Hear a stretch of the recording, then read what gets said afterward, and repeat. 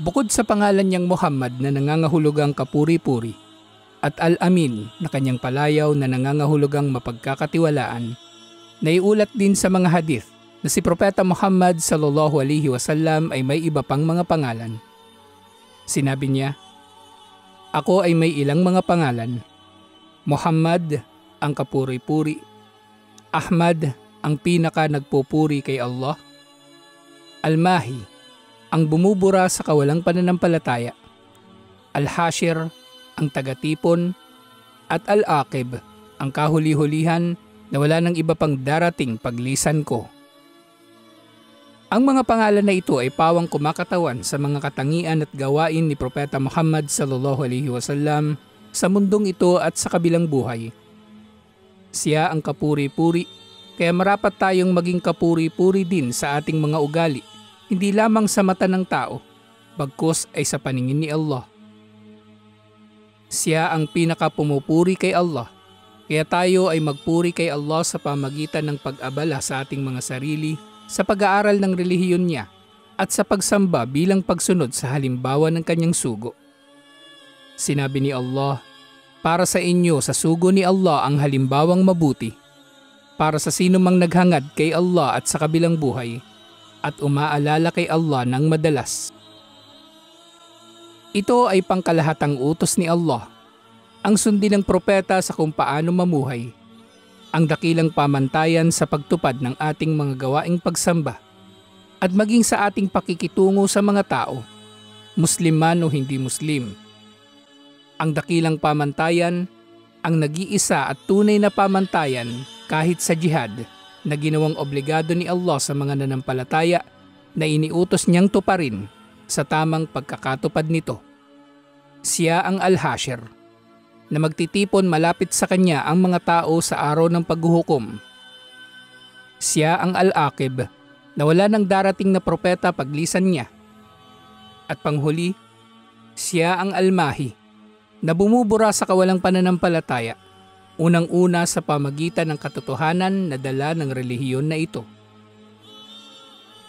Ang pangalang Al-Mahi ni Propeta Muhammad sallallahu alaihi wasallam ay isa sa mga ginagamit ng mga terorista sa kanilang naratibo bilang justification sa paggamit ng dahas upang pangibabawin ang relihiyon na ito di umano sa pamagitan ng paghahasik ng takot sa mga tao, Muslim man o hindi Muslim, at sa literal na paghamak sa kanila sa pagbihag, pangaalipin, panggagahasa, pangangamkam ng kanilang yaman at iba pang kasamaan.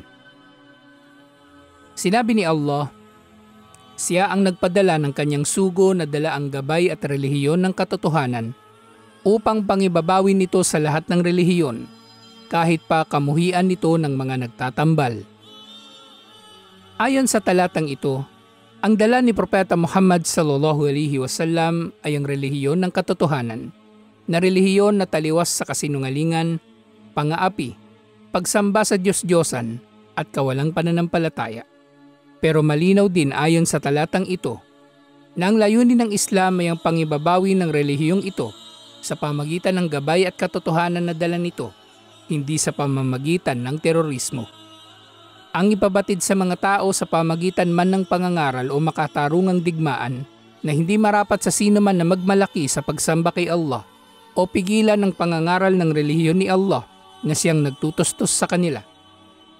Merong jihad at merong pangingibabaw ng relihiyong ito, ngunit hindi ito kailanman nangahulugan na ang Islam ay makikibaka at mangingibabaw upang pagharian, alipinin at apihin lamang ang mga tao. Kaya nga malinaw na sinabi ni Allah na ang magdudulot ng pangingibabaw na ito ay ang gabay at ang pagiging tunay na relihiyon nito, hindi sa pamagitan ng terorismo, pamimilit o paniniil sa kapwa-tao. Sinabi ni Propeta Muhammad sallallahu alaihi wasallam, sino mang mamatay na hindi nakibaka sa landas ni Allah o hindi man lamang inihanda ang sarili o naglayon man lamang nito ay namatay sa isa sa mga antas ng pagiging ipokrito. Ang mga terorista ay hindi naging terorista dahil sila ay nagjihad.